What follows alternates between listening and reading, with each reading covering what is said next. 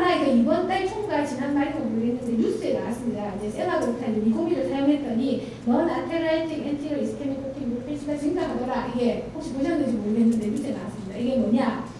50세 이상에서 서든 비전 로스가 생기는 가장 흔한 원인이 일종의 이스케믹 체인지라고 생각하시면 되겠습니다.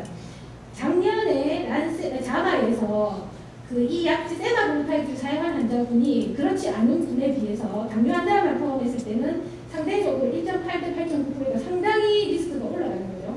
오베시티 분만 봤을 때는 0.8대 6.7, 그러니까 4배 이상, 거의 5배 가깝게 이 코팅 요펫이 리스크가 올라간다는 것을 발표를 했습니다. 그래서 이제 요거 이슈가 됐는데 올해에 2025년에 얼마 전에 자마에서 똑같이 다시 80만 명의 데이터를 가지고 분석을 했습니다. 그래갖고 이제 다시 냈는데 좀 이런 분석법은 사실은 좀 처음 보는데 이게 좀 모르겠습니다. 근데 어떻게 분석을 했냐면 다른 당뇨 약제를 쓰는 경우에 어떻게 되는지 본 겁니다. 세마그루타이드 외에 둘라그루타이드, 엠파그리코젠, 시타 그렇게 했더니 거기에서도 빈도가 이 정도 있더라. 그러니까 이 약만 그런 게 아니고 원래 당뇨 환자들이나 비만 환자들이 이런 게 다 생기는 거야. 약간 이제 이렇게 응답을 했습니다. 그래서 이 논문의 결론을 보면 어쨌든 쓴군에서 안 쓴군보다 리스크가 올라가는 건 사실인 것 같은데 그게 인과관계를 설명하기 어렵고 어떤 약제의 어떤 특이적인 효과라고 보기는 어렵다. 이렇게 설명을 했습니다. 그렇지만 어쨌든 빈도가 높진 않지만 서든 비주얼 로스가 있다면 반드시 이제 이런 거 약제 연관성도 생각을 해봐야 되겠다고 말씀을 드리겠습니다. 61세 여자 환자분이시고요. 이분은 163에 90점, BMI가 33.7입니다. 61세니까 사실 이 나이에 살 뺀다는 건 거의 불가능에 가까운 분입니다. 1년 전에 혈당이 500 이상이 돼서 당뇨를 처음 진단받았고 당뇨 때문에 분당되는 고지혈증 고혈압이 다 있고 주로 쇼핑을 하시는 분인데 앉아서 움직이고 잘 운동 같은 거 잘 안 하시고 야식도 많이 드시고 생활 습관이 안 좋은 이런 환자라고 보겠습니다. 네, 차트를 제가 처음에 이제 당화제소 7.4% 당뇨약제를 쓰고 있었습니다. 이제 시페탈도 보시면 인슐린 점수가 꽤 있다고 볼 수 있을 것 같고요. 지방간도 있고요. 체지방률이 45.8 이렇습니다. 그래서 이거를 이제 스타트했고 0.25로 스타트를 했는데 환자가 한 달 만에 7kg가 빠졌습니다. 얼리 스타트가 되게 좋은 거죠. 이제 이분 같은 경우는. 그래서 혈당이 목록 혈당이 79, 85 떨어졌습니다. 그래서 이제 같이 쓰고 있던 설포닐루비아를 제가 이제 중단하고요. 이제 환자가 이제 그러면은 다른 약제로는 이제 SGLT2 인히비터, 메폴민만 이제 사용을 하고 스타트 할 때 벌써 좀 약제 이 환자가 그 전에 DPP-4 인히비터도 사용하고 있었는데 그거 빼고 약을 줄이고 시작을 했습니다. 그리고 중간에 이제 약간 더 이제 지우고 이 두 가지 약제만 살이 좀 빠지는 약들을 지금 처방을 했고요. 그래서 좀 보시면 이제 0.5로 증량하고 근데 이제 살은 계속 조금 빠지는데 환자가 보시면 이제 잠이 오고 누워 있고 이렇게 한다. 그래서 이제 약 환자는 별로 그렇게 위장관 부작용은 없었어요. 그냥 괜찮대요. 그냥 억지로 자기가 노력해서 빼고 있대요. 부작용 받고 있으니까. 네, 그래서 1.7로 증량하고 운동도 좀 하세요 하고 막 이렇게 환자가 이렇게 정서적으로 힘들어요. 근데 환자가 약간 우울하다는 거예요. 그래서 갑자기 이거 자살하고 갑자기 걱정이 돼가지고 환자한테 물어봤습니다. 환자분 혹시 자살해야 되는데 죽고 싶다는 생각이 듭니까? 그러니까 환자가 저한테 아니요, 저 진짜 오래 살고 싶어요. 이렇게 대답을 해서 근데 환자가 우울하다고 해서 사실 이거 중단해야 되나? 걱정을 했는데 환자가 자기는 약 살이 지금 이제 처음으로 이렇게 살면서 빼봤다. 절대 여기서 중단하고 싶지 않다. 살을 더 빼고 싶다. 이렇게 말씀하셔가지고 그래서 약간 이런 위험이 있을 수가 있다. 혹시나 무드가 많이 떨어지면 꼭 이야기해야 된다. 이제 이런 얘기를 하고 지금 이제 마지막에 6월 3일 왔다 가셨는데요. 보시면 환자가 약간 체중이 지금 많이 빠지긴 했는데 약간 정체기고요. 음식을 막 드시는 거예요. 그전에는 좀 건강식으로 드시려고 노력을 했는데 약간 이제 좀 우울감도 있고 환자가 힘들다 하시면서 막 그래서 이제 제가 이제 환자한테 용량을 증량하지 않고 사실은 효과가 조금 떨어지는 게 있지만 환자한테 이제 좀 정서적인 지지 뭐 이런 거 하면서 지금 지켜보고 있는 이제 이런 환자가 있어요. 그래서 이런 문제들에 대해서 항상 모니터링 같이 해야 된다는 이 환자는 보시면 지금 61세인데 아까 말씀드린 대로 90kg에서 시작했고 체지방량이 45.8%가 진짜 심한 비만이셨는데요. 지금 뭐 6월달에 77.5kg니까 13kg가 빠졌어요. 그러니까 상당히 지금 4개월 만에 이렇게 빠졌고요. 근데 이제 BMI도 33.7에서 29.2, 체지방률도 지금 아까 제가 골격근량이 많이 안 준다고 말씀드렸는데 골격근량은 한 3kg가 빠졌는데 2kg밖에 안 빠졌습니다. 그래서 상당히 고무적이다. 물론 식이 조절에 대해서 계속 강조하고 열심히 시켜야 됩니다. 이제 단백질 충분히 드시고 야채 많이 드시고 탄수화물 줄이고 좋은 식습관에 대해서 계속해서 강조를 해야 됩니다. 그래서 이제 이렇게 좀 꽤 좋았다라고 합니다.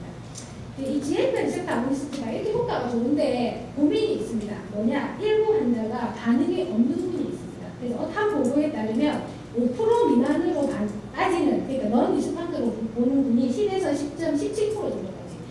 약값이 비싸기 때문에 10%가 아무것도 아닌 것 같지만 환자 입장에서는 매우 클 수 있습니다. 그래서 의사도 처방을 했는데 살이 안 빠지면 되게 스트레스가 될 수 있습니다. 제 환자 중에도 있습니다. 그래서 또 어떤 환자가 좀 반응이 떨어지냐 봤더니 많이 알려져 있는 연구는 없지만 이제 당뇨가 있으면 반응이 떨어진다. 그래서 여기 보시면 당뇨가 있는 환자들한테서 평균 9.6% 빠지고 없는 환자들한테서 14.9% 빠지더라. 이렇게 비교한 연구가 있었고요. 여자에 비해서 남자가 반응이 떨어진다. 이런 연구가 있습니다.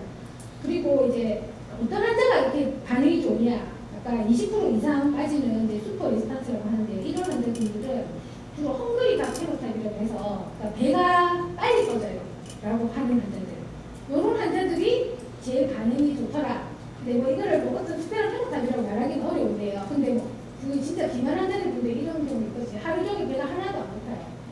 되게 비만하신 이런 분들 있거든요. 그러니까 그런 분들은 별로 반응이 안 좋을 가능성이 있다라는 거고요.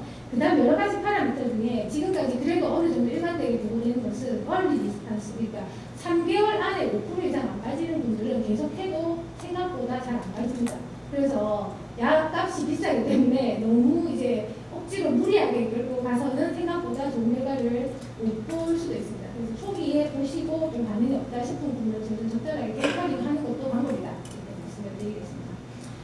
라이프 스타일 모디피케이션을 해야 되는데 이제 특이하게도 이제 이 연구에서 처음에 한 3개월 동안 환자한테 라이프 스타일 모디피케이션, 특히 이제 식이 조절을 시키고 요거를 끝내면서 그 약제 세가그루타이드를 처방을 했더니, 그러니까 털제타타이드를 처방을 했더니 추가적으로 거의 20%가 다시 더 빠졌습니다.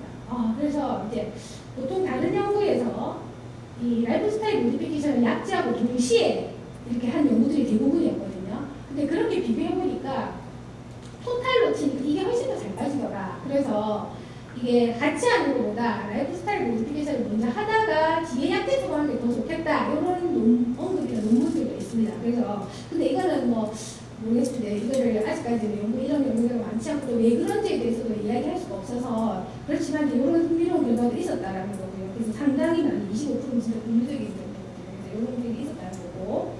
근데 좀 흥미롭게 이제 이거는 이제 아까 앞서 말씀드린 건 털제타타이드고 이거는 리라그루타이드 싹센다인데요. 이때도 로칼로리 다이어트를 이렇게 하고 그 다음에 약제를 투여했더니 여기 이 파란 근이 이제 리라그루타이드 투여군인데 보시면 한 2%밖에 추가적으로 2kg밖에 안 빠졌어요. 2kg. 그러니까 열심히 라이프 스타일 모디피케이션 하고 약제를 줬더니 추가적으로 리라그루타이드는 2kg밖에 안 빠지는 거예요. 그래서 토탈로 빠진 거는 약을 처음 썼던 환자들에 비해서 별로 차이가 없다. 그래서 이게 털제타타이드가 워낙 약제가 강해서 그 식이 조절을 하다가 약을 추가했을 때도 효과가 더 잘 나는 것이 아닐까라고 예상은 하고 있습니다. 그래서 모든 약제에서 해당되는 것은 아니다라는 거고요. 역시나 이제 여기서 의미 있게 봐야 될 것은 약을 쓰다가 중단하면 다시 체중이 는다는 것입니다. 앞서 미고비 제가 말씀드렸는데 미고비도 이렇게 체중이 16%까지 빠졌는데 그만두는 순간 다시 리게인이 됩니다. 그래서 이 약제를 시작하실 때는 항상 어떻게 끝낼 것인가를 생각하시면서 약제를 써야 됩니다. 그냥 뭐 10kg 빠졌으니까 그만 여기서 끝 오지 마세요 이렇게 했을 경우에는 그리고 환자가 다시 리게인이 되고 오히려 심했던 경우에는 빠진 것보다 더 많이 증가할 수 있다는 사실을 꼭 이제 인지를 하시는 게 좋겠습니다. 29세 남자였는데요. 이분은 2년 전에 75kg인데 지금 20kg가 뺐고 환자가 데이터는 안 먹었대요. 운동도 원래 되게 많이 했는데 운동도 안 하고 보시면 이제 하루 2끼를 드시는데 저녁은 퇴근하면서 맨날 뭐 햄버거 사 먹고 오든지 이렇게 집에서 밥은 안 먹고 오는데 한 번 드실 때 최소한 도시락 2개씩 먹어야 양이 찬다. 이런 환자가 되겠습니다. 보시면 근데 젊은데요. 혈당도 약간 높고 콜레스테롤도 높고 심지어 HSCRP도 올라가 있고 지방간에 요단백도 있고 요산도 높고 혈압도 높고 그러니까 살이 쪄서 생길 수 있는 거의 대부분의 어떤 동반 질환 페노타입을 다 갖고 있는 거예요. 비만도 있고 단백질도 있고 아조테니아도 있고 사람도 있고 혈압은 진단 안 받았지만 왔을 때 151이었거든요. 그래서 노력도 있는 것 같고 이제 꼭 치료가 필요한 이런 대상이들이 있죠. 그래서 보시면 이 환자 미모비를 스타트 했고요. 이 환자는 자기는 0.5부터 무조건 달래요.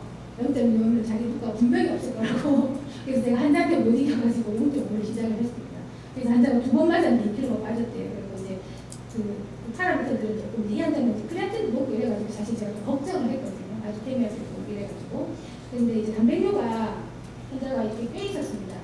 꽤 단백뇨가 있어서 제가 이제 처음에 미국이 스타트하고 동시에 하면 또 탈수될까 봐 걱정돼서 이제 쓰다가 이제 자파 글리코젠을 이제 애돈하고 미국이를 증량하고 투탁했습니다. 환자가 별로 부작용은 별로 없대요. 아무렇지도 않대요. 5도 아무렇지도 않고 0.5도 아무렇지도 않고 1도 아무렇지도 않는데 자기가 그냥 노력해서 적게 먹고 있다 이렇게 얘기했고 체중은 그렇지만은 이제 계속 빠지고 있는 상태였습니다.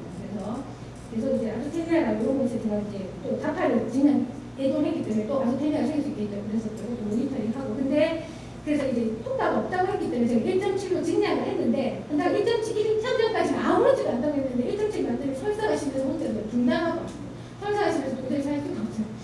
그래가지고 체중이 85까지 빠졌다가 약을 중단하니까 다시 89까지 늘었대요.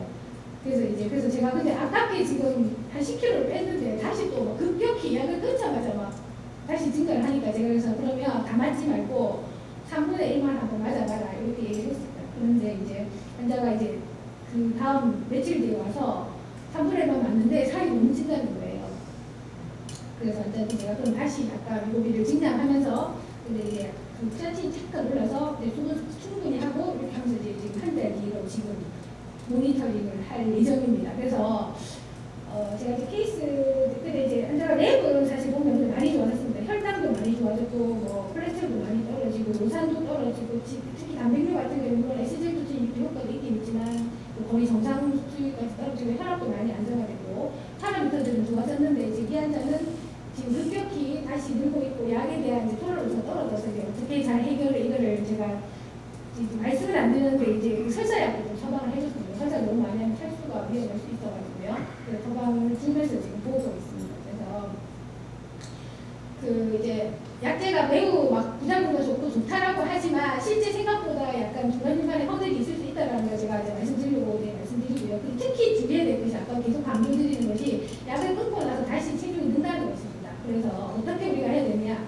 이게 체중을 이렇게 빠졌는데요. 6년이 지나서 환자가 다시 다 살이 쪘습니다. 쪘는데도 불구하고 보시면 떨어진 기초대사량은 하나도 올라가지 않습니다. 그래서 여기서 우리가 흔히 말하는 노유라는 현상이 생기게 됩니다. 그래서 한번 어떤 사람이 살이 다시 많이 찌느냐 물어보면 많이 빠진 사람이 많이 찌게 됩니다.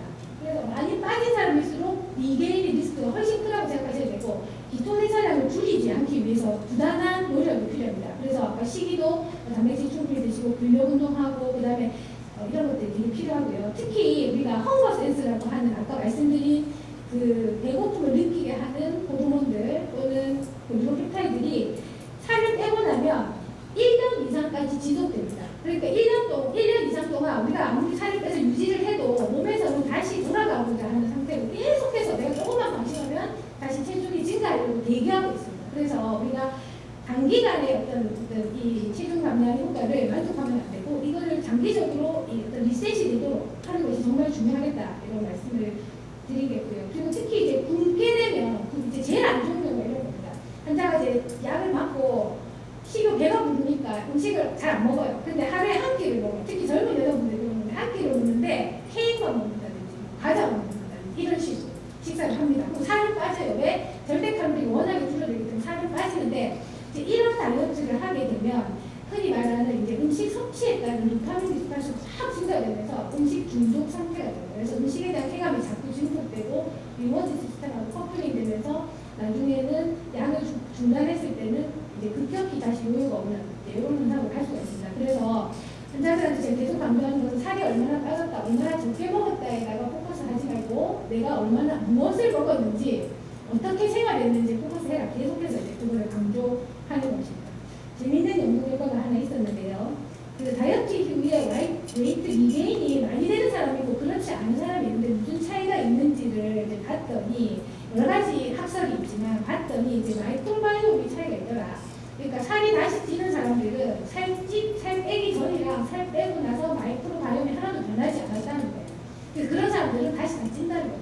그 말은 다른 말로 하면 음식이 달라지지 않았다는 것입니다. 그러니까 살이 빠졌지만 음식을 예전처럼 나쁜 음식 습관을 계속 가지고 가면 결국 다시 찐다는 거거든요. 그래서 여기서 얘기하는 게 이제 플라보노이드 레벨이 차이가 있더라. 그래서 흔히 이제 플라보노이드라는 것은 이제 잘 아시는 것처럼 야채들입니다. 야채, 그리고 콩류, 그다음에 과일 중에는 베리나 당류 이런 것들이 있습니다. 그래서 단순히 음식 칼로리를 줄이는 게 아니고 이런 부위의 음식들을 충분히 섭취하게 하는 것이 정말로 중요하다라는 것을 말씀을 드리도록 하겠습니다. 이게 마지막 슬라이드인데요. 이제 인류가 그 만 년 전에 농업혁명이 일고 나서부터 그 산업혁명 전까지는 계속 기근의 시대였습니다. 그래서 우리의 유전자는 기본적으로 살이 찌는 쪽으로 되어 있지 살이 빠지는 쪽으로 가는 것은 매우 힘든 상황입니다. 그리고 더군다나 비만과 같은 질환들은 최근 100년 사이에 우리나라 같은 한 50년도 안 된 사이에 생긴 병들입니다. 그래서 어찌 보면 비만 치료라는 것은 본성을 유전자를 거슬러야 되는 매우 힘든 과정입니다. 그래서 지금 좋은 약제가 많이 개발이 되었지만은 결국은 약제만으로 사실 쉽진 않다. 그래서 성공적인 치료를 위해서는 아까 말씀드린 그런 여러 가지 요소들, 특히 시기에 대한 것들 관심을 가지고 꾸준하게 치료를 해야 된다는 것을 마무리하고 강의를 마치도록 하겠습니다. 네, 감사합니다. 다양한 비만 치료 약제에 대한 특장점에 대해서 잘 설명해 주셨습니다. 생소한 분야라서 경험이 많지는 않겠습니다만은 의원님께서 궁금하신 점 있으시면 질문해 주시면 감사하겠습니다. 아까 소개해 주신 그 경부용 비만 치료 약제가 있지 않습니까? 네. 이런 약제들은 과거에 저도 한두 케이스 해봤습니다만